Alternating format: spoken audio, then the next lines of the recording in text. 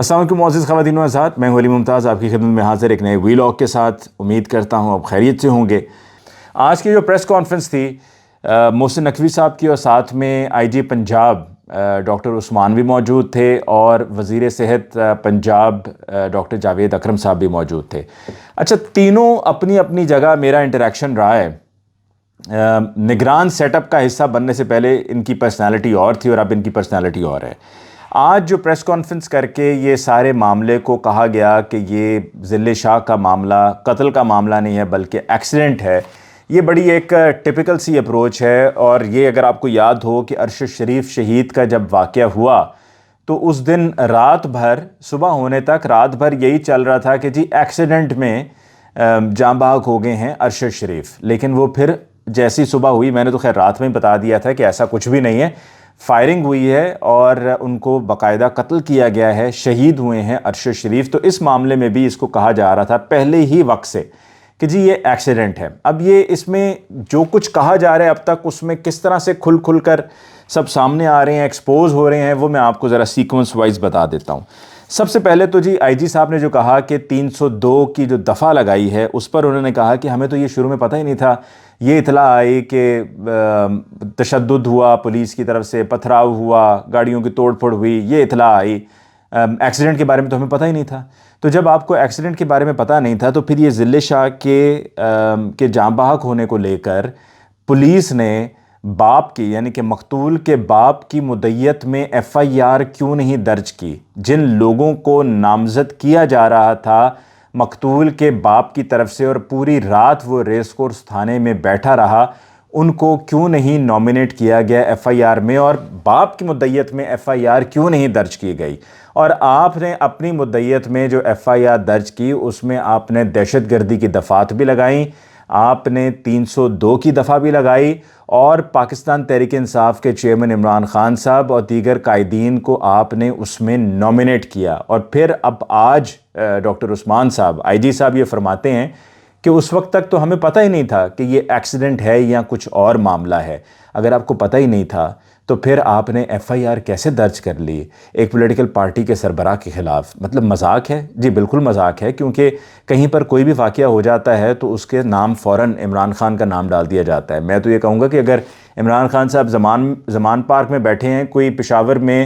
سندھ میں، بلوچستان میں، یا جنوبی پنجاب میں، یا دور دراز کسی علاقے میں کوئی واقعہ ہوتا ہے، تو کوئی پتہ نہیں ہے کہ اس واقعے کی ایف آئی آر جب سامنے آئے تو پتہ چلے کہ جی عمران خان صاحب کو اس میں نامینیٹ کر دیا گیا ہے۔ اس طرح سے عمران خان صاحب کو جہاں دل کرتا ہے، جب دل کرتا ہے، ان کا نام فٹ کر دیتے ہیں ایف آئی آر میں کہ جی کسی نہ کسی طریقے سے بس ان کے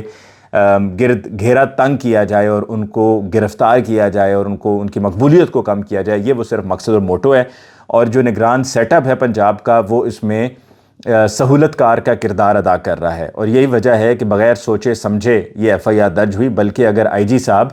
آپ کی اس میں مرضی شامل نہیں تھی، جو کہ آئی ڈاؤٹ اٹ کہ آپ کی مرضی نہیں تھی، تو متعلقہ تھانے کے ایس ایچ او کو اور عملے کو فوری طور پر معطل کیا جانا چاہیے کہ آپ نے ایک سابق وزیر اعظم اور ایک پارٹی کے سربراہ کے خلاف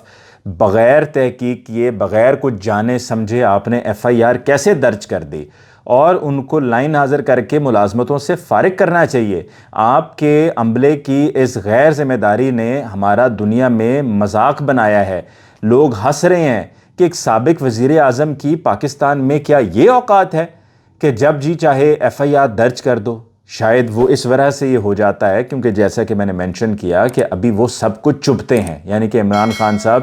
سب کے لیے ناقابل برداشت ہیں، ان کی مقبولیت سب کے لیے ناقابل برداشت ہے۔ اگر یہ سب ہو سکتا ہے بغیر تحقیق کیے، یعنی کہ عمران خان صاحب پر ایف آئی آر ہو سکتی ہے، تو پھر اسی طرح سے اگر آپ کہتے ہیں جی وہ تو بغیر ثبوت کے بات کر رہے تھے مقتول کے والد، اور کہہ رہے تھے کہ جی سی سی پی او پہ بھی ایف آئی آر کرو، آئی جی پنجاب پہ بھی کرو، اور سی ایم پنجاب پر بھی ایف آئی آر درج کرو، تو اگر آپ اپنی طرف آپ یہ والی ایف آئی آر درج کر سکتے ہیں تو پھر آپ وہ بھی کر سکتے ہیں، پھر آپ کو بیلنس آؤٹ تو کرنا چاہیے تھا، جو کہ آپ نے نہیں کیا۔ دوسری طرف آئی جی صاحب نے یہ بھی بتانے سے وہ قاصر تھے کہ جہاں پر انہوں نے کہا یہ ایکسیڈنٹ ہے، تو وہاں پر یہ بتائیں آئی جی صاحب کہ کیا آپ کو معلوم نہیں تھا؟ کیا آپ کو ٹی وی پر پتہ نہیں چل رہا تھا؟ کیا آپ کو سوشل میڈیا کے ذریعے پتہ نہیں چل رہا تھا، نظر نہیں آ رہا تھا؟ کیا اس وقت آپ نے کیا ایسا کالا چشمہ لگا دیا تھا، یا آنکھوں پر ایسی کالی پٹی آپ نے باندھ لی تھی کہ جس سے آپ کو کچھ دکھائی نہیں دے رہا تھا کہ کس طرح آپ کی ماتحت پولیس اہلکار، D S Ps, S Ps کی موجودگی میں ایس ایچ اوز وہاں پہ لوگوں کی گاڑیوں کو توڑ رہے ہیں, لوگوں پر تشدد کر رہے ہیں. لوگوں کی جو گاڑیاں ہیں وہ ان کی پولیس والوں کے باپ کا مال تو نہیں ہے کہ جب جی چاہا جا کے شیشے توڑ ڈالے, گاڑی توڑ ڈالی, خواتین بیچ میں ہیں ان پر تشدد کیا, ان کو ہراساں کیا. ان کے اوپر تو ہراساں کیے جانے کا مقدمہ بننا چاہیے, ان کو ملازمتوں سے فوری طور پر معطل کیا جانا چاہیے, ان کو نکال کر باہر کر دینا چاہیے ایسی کالی بھیڑوں کو پولیس سروس میں سے جو پولیس سروس کے لیے بدنامی کا باعث بنتے ہیں. اور کوئی بھی بندہ, کوئی بھی پاکستانی پھر پولیس کی وردی جب دیکھتا ہے تو ان پر اعتبار یا بھروسہ کرنے کے بجائے ان کے دل میں ان کے لیے نفرت کا جو لاوا ابل رہا ہے وہ سامنے آ جاتا ہے انہی حرکات کی وجہ سے. اور یہ اس کے لیے ذمہ دار کوئی اور نہیں ہے بلکہ یہ پنجاب پولیس کے آپ کے اہلکار خود ذمہ دار ہیں حضور. اب آئی جی صاحب آپ نے ان کی معطلی پہ کوئی بات نہیں کی, یعنی کہ آپ اس سے سیٹسفائیڈ ہیں کہ جو گاڑی شاڑی توڑی وہ بالکل ٹھیک کیا. بالکل جی, آپ اگر یہ کہتے ہیں تو آپ کو مان لیتے ہیں. آگے بڑھتے ہوئے آپ یہ کہتے ہیں کہ جی جو علی بلال کے والد ہیں ان کی وہ سٹیٹمنٹ آئی ہے کہ جی میں کسی پر کوئی, کیونکہ میں وٹنس نہیں تھا. آج بھی ان کی وہ ویڈیو آئی کہ جہاں پر ان کے ساتھ آئی جی صاحب موجود ہیں. آئی جی صاحب آپ کتنے کچے کام کر رہے ہیں کہ آپ وہاں پر خود والد کے ساتھ کھڑے ہو کر اگر میڈیا پہ بیان آپ دلوائیں گے. پہلے تو یہ کہ جو ان کا پہلا بیان تھا وہ جیو اور 24 پہ آپ نے نشر کیا, وہ تو کسی نے ماننا ہی نہیں. So it was a weak direction, بڑی کمزور تھی, کمزور ڈائریکشن والا آپ نے یہ سارا سلسلہ کیا. اور اب آپ ان کے ساتھ جا کر جب آپ کھڑے ہو گئے اور وہاں پر آپ کھڑے ہو کر ان سے بیان اور ان کے منہ سے الفاظ نکلوا رہے ہیں, اور ساتھ میں ایک وہ مولوی صاحب بھی ہیں, وہ بھی بڑی مشکوک سے آدمی ہیں کیونکہ جب سے وہ مولوی صاحب آئے ہیں وہ لگ رہا ہے کہ پلانٹڈ آدمی ہے اور کوئی ٹاؤٹ ٹائپ آدمی ہے کہ جس نے آ کر ساتھ کھڑے ہو کر یہ سارا کچھ کروانا شروع کر دیا ہے. تو وہاں پر والد کے ساتھ کھڑے ہو کر ان سے کہلوا رہے ہیں کہ جی چونکہ ہم وٹنس نہیں ہیں اور کوئی کانکریٹ ثبوت ہمارے پاس نہیں ہے. اور پھر اس کے بعد انہوں نے یہ بھی کہا کہ میرے پہ کوئی دباؤ نہیں ہے. اور پیسوں والی بات پر انہوں نے کہا جی وہ تو چلتا رہتا ہے, وہ جو چلتا رہتا ہے والا معاملہ ہے نا, اس سے آپ سمجھ لیجئے کہ اصل حقیقت کیا ہے کہ کروڑوں روپے کی آفر کی گئی ہے اور ان سے کہا گیا ہے کہ آپ بیک ٹریک کر لیں اور آپ اس پر کوئی بات نہ کریں, آپ اس پہ بالکل خاموش ہو جائیں اور اس پر آپ نے بس چپ کا روزہ رکھ لینا ہے. اور ان کو بہت زیادہ ان پر دباؤ ڈالا گیا ہے, ان کو پریشرائز کیا گیا ہے, ان کو روپوں کی یعنی کہ رقم کی بھی ان کو آفر کی گئی ہے. اور بڑا ہی ویک کیس ہو جاتا ہے کہ جب آپ ان کے ساتھ کھڑے ہو کے یوں بات کریں گے اور پھر جب کوئی صحافی سوال بھی کرے گا تو آپ ذرا آئی جی پنجاب کے ایکسپریشنز دیکھیں. اس وقت ایکسپریشنز ایسے ہیں کہ جس طرح ان کی بالکل وہاں پر جو ہے وہ سانس سوکھنے والی بات ہے کہ ایک دم سانس سوکھ جاتا ہے کہ جس طرح کہ پتہ نہیں اب کیا پوچھیں گے اور کیا آگے سے جواب دیں گے, تو بس اس کو جلدی جلدی نپٹاؤ اور نکلو. اسی طریقے سے یہ پہلے بھی وہ معصوم زینب کے کیس میں اس کے والد کے ساتھ ہوا تھا جب رانا ثناء اللہ صاحب ساتھ میں بیٹھے تھے, ملک احمد خان صاحب بیٹھے تھے اور وزیر اعلیٰ اس وقت پنجاب کے شہباز شریف صاحب تھے, اور شہباز شریف صاحب نے ساتھ بٹھا کر تو انہوں نے اس سارے معاملے کو ہائی جیک کر لیا تھا انہوں نے. اور ایک بات کی تو میں یہاں پر داد دینا چاہوں گا کہ آج میرے دل میں پاکستان عوامی تحریک کے کارکنان کی جن کی پہلے بھی میں بڑی عزت کرتا ہوں اور اسی وجہ سے عزت کرتا ہوں کہ 2014 میں 17 جون کو 14 افراد کو شہید کیا گیا, اور اس کے بعد یہی پولیس پنجاب پولیس کے ہتھکنڈے تھے کہ پریشر بھی ڈالا, روپوں کی بھی آفر کی, بہت بڑی بڑی رقم کروڑوں روپے آفر کیے گئے. پنجاب حکومت نے بھی پریشر ڈالا, ڈرایا, دھمکایا, کیا کیا کچھ نہیں کیا, کیا کیا نسخے نہیں آزمائے, کیا کیا حربے نہیں آزمائے کہ کسی طریقے سے جو لوائقین ہیں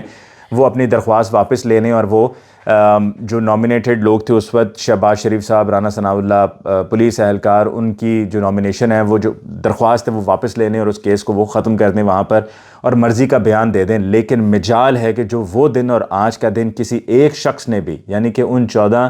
شہداء کے لوائقین میں سے, ورثاء میں سے مجال ہے جو کسی نے ایک شخص نے بھی ذرا سا بھی سلپ ہوا ہو, نہ وہ جھکے نہ وہ بکے, وہ ڈٹ کے انہوں نے مقابلہ کیا اور آج تک وہ ڈٹ کر مقابلہ کر رہے ہیں اور وہ پیچھے نہیں ہٹے. تو سلام پیش کرتا ہوں میں ان پاکستان عوامی تحریک کے کارکنان کو, ان لوائقین کو, ان ورثاء کو جنہوں نے اپنے حق کے لیے جنگ لڑی ہے تمام تر پریشرز اینڈ دھمکیوں اور بلیک میلنگ کے باوجود, اور وہ کھڑے رہے ڈاکٹر طاہر القادری کے ساتھ اور ان کی جماعت کے ساتھ اور دیگر اور پارٹی کے لوگوں کے ساتھ کہ جو اس دن وہاں پر موقع پہ موجود تھے. انہوں نے سب اپنی آنکھوں کے سامنے ہوتے ہوئے دیکھا. مریم نواز صاحبہ بھی جو یہ ایکسیڈنٹ کی بات ہے اس کے اوپر انہوں نے اپنی انکل پرویز رشید کے ساتھ انہوں نے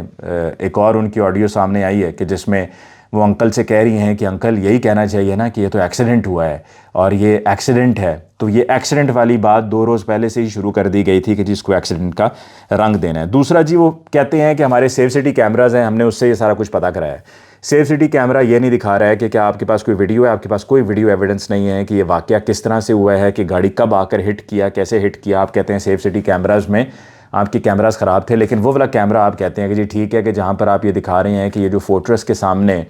کینٹ میں انٹر ہوتے ہیں تو جو آرمی کی پوسٹ ہے وہاں پر جو ناکہ بندی ہوئی ہے وہاں پر اس ناکہ بندی سے پہلے پولیس کی وین پریزن وین رکتی ہے اور اس پہ سے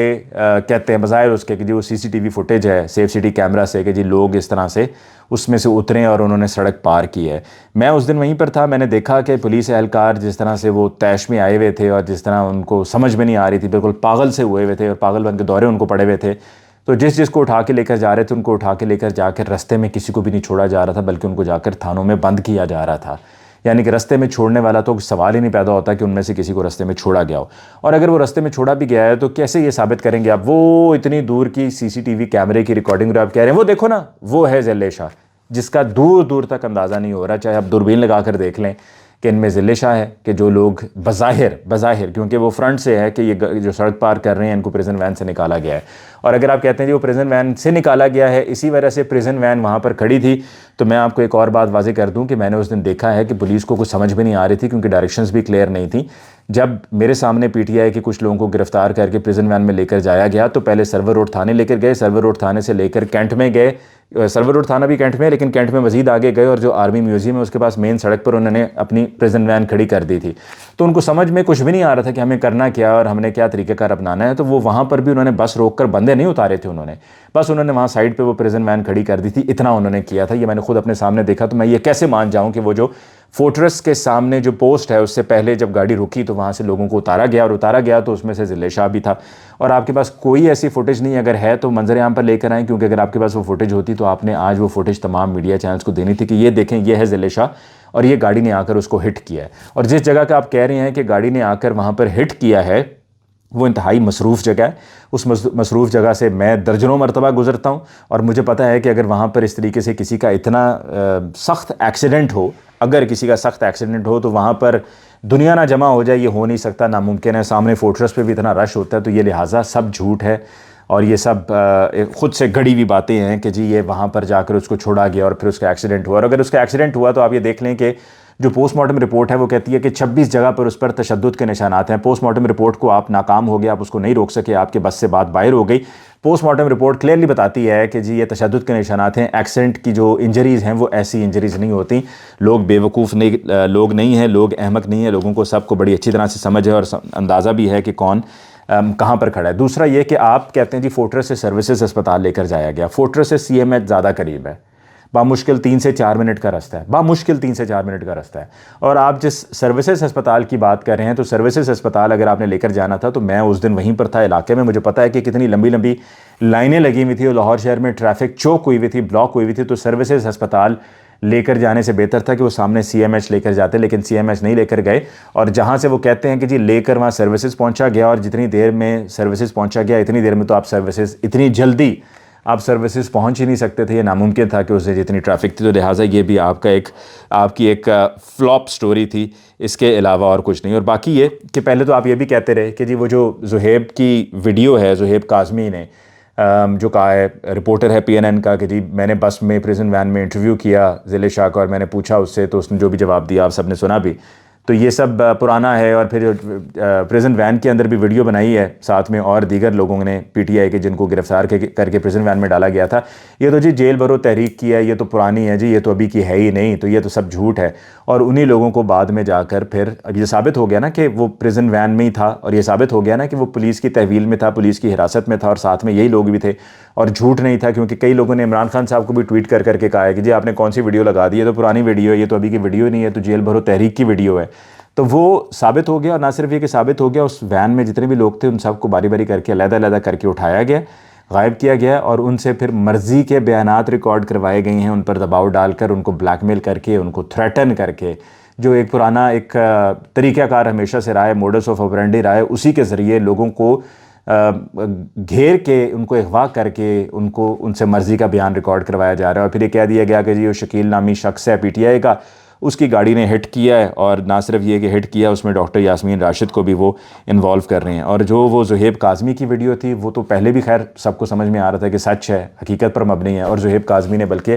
میں نے اپنی پچھلے ویلاگ میں بتایا تھا کہ اس نے اپنی ویڈیو کا بتا دیا کہ اتنے بجے ریکارڈ ہوئی, فلاں مقام پر ریکارڈ ہوئی ہے, فون کے اندر سے اس کی ڈیٹیلز ہیں, آپ دیکھ لیجئے, ثابت ہوتا ہے کہ ویڈیو جینون ہے. ویڈیو جینون تھی, اور آج تو وہ ثابت بھی ہو گیا کہ ویڈیو جینون تھی.